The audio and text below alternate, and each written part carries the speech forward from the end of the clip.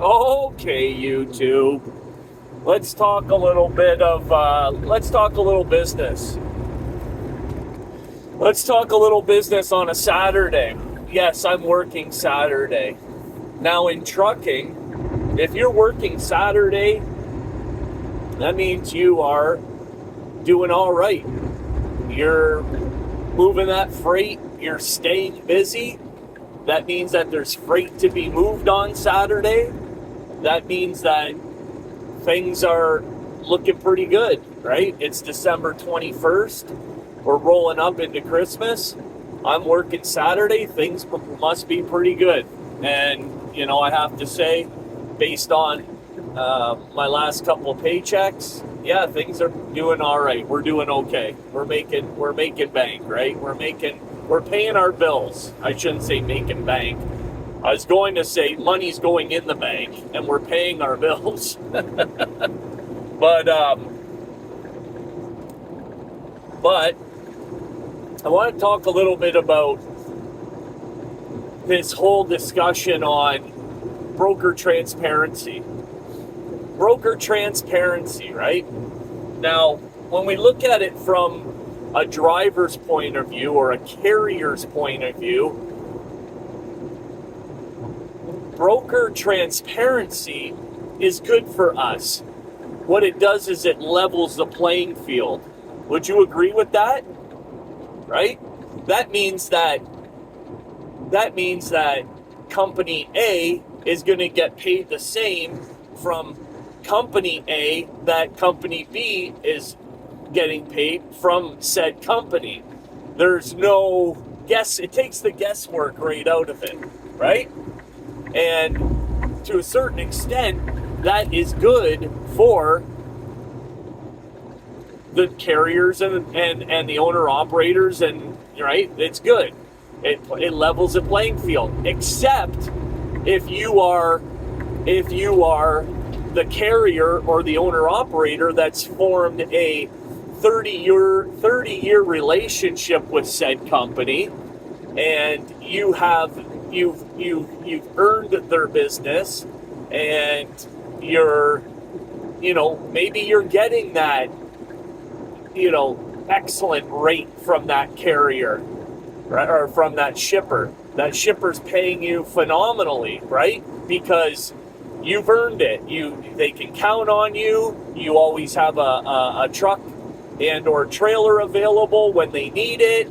You make yourself, you're getting the job done. And to a lot of businesses, that is worth, right? That's worth it. It's worth it for them to pay a little bit more. Now, company B rolls in and says, well, I can pull that same freight down the road. We've all run into this, right? And the broker says, well, there's no more meat on the bone, right? But now, as company B stepping in there, all of a sudden you're very aware of what company A is being paid. And you're like, no meat on the bone. I know for a fact what that load's what that shipper's pay at company A. Why won't you pay me the same? Right? Why can't I get that rate? And and on we go. Now, from a shipper's perspective, why wouldn't a shipper want transparency? Right? Why wouldn't a shipper want transparency? Well, now that gets a little bit, that's a little touchy, right? There's a lot of reasons why shippers don't want transparency. Shipping, the cost of shipping is built in, right? Is built into the cost of what they're selling that product for. You know how many times that when I leave a shipper, right? The invoice that I have for customs, which says the value of said product on the trailer, there is actually, I wish I had one. Maybe I do. Right here. Look at this. See that? For border agents only. Want to know what this is? This is an invoice. This is an invoice, okay? And that invoice has the total value of what that product is worth. There's no meat left on the bone on this. This is what it's worth. And in this case, this is steel tubing. This is raw steel, right? Or finished steel, I should say. So basically, it's the cost of... Are you following me? It's the cost of 45,000 pounds of steel shaped into a tube, which is 42 feet long by 6-inch diameter. Okay?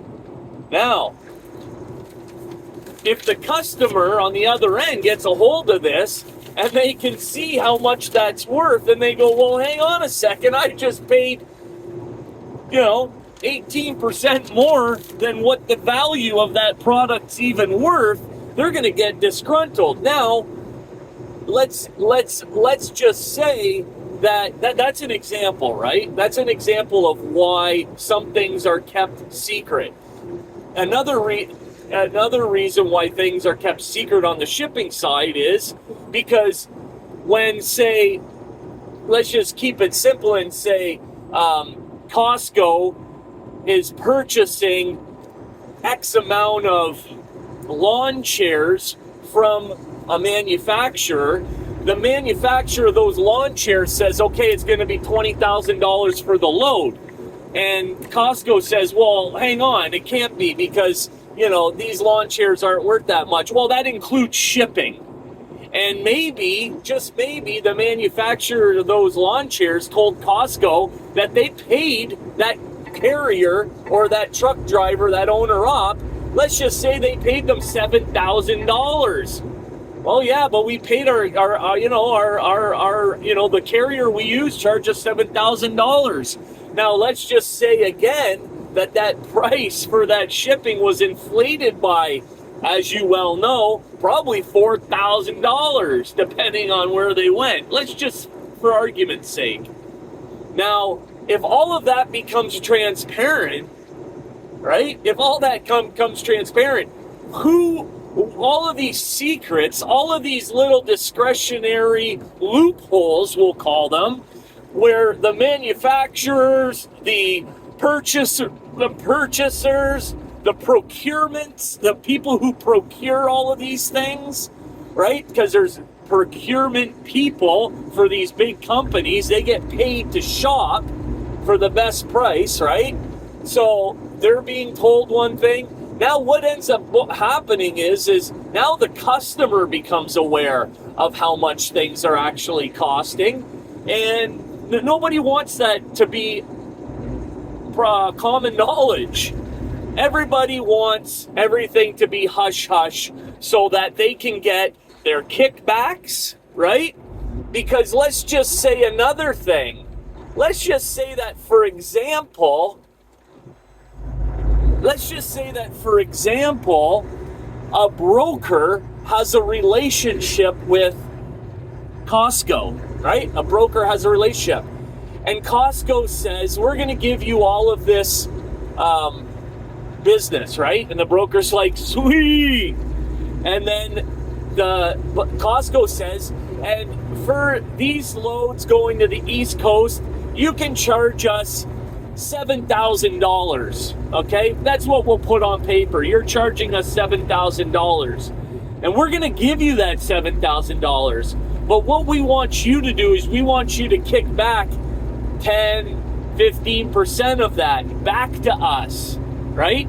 So that for Costco, it shows on, they can, that essentially is taxable, right? So they add that as an expense, and the kickback doesn't get shown as income, and so now everybody's winning except for the fucking carrier.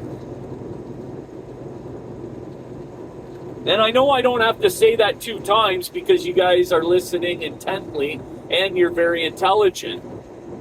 So when we talk about how come there isn't transparency between shippers and carriers and brokers and carriers, it's because it's a conglomeration of lies, right?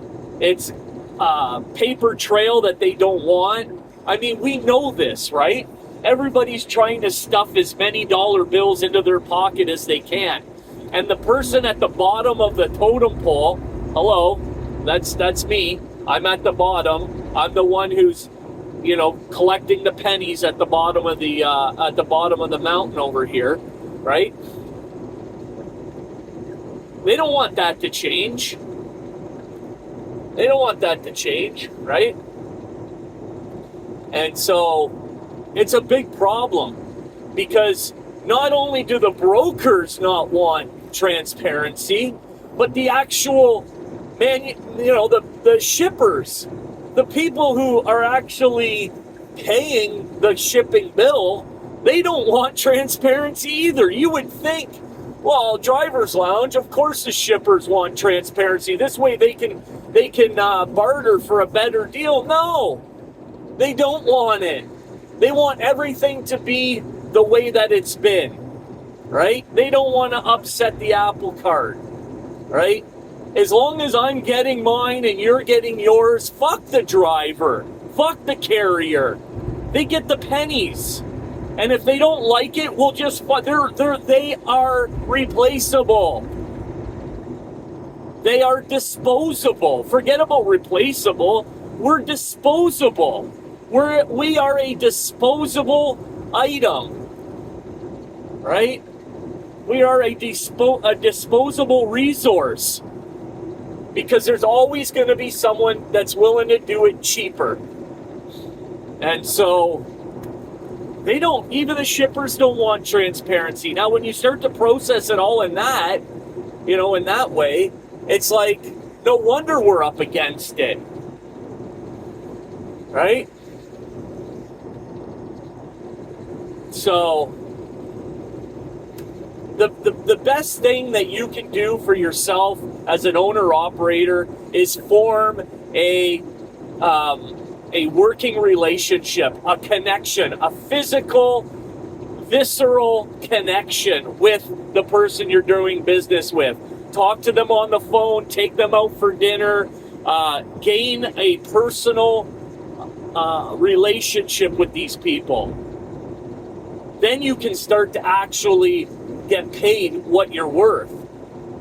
But if you think you're going to get started as an owner-operator and just be pulling random loads off the load board, and you're going to, that's not going to happen. That's not the way that this business works. You got to be in bed with somebody, right? You got to be sleeping with somebody, right? You got to be giving them the old, in order to get what you deserve. So let me know what you think about all of what I said. I know I said a lot in a short time, but you guys are quick, so I'm certain that you're picking up what I'm putting down. Let me know in the comments. Saturday, December 21st. We'll catch you on the next video. If I don't see you guys before Christmas, Merry Christmas. Driver's Lounge, over and out.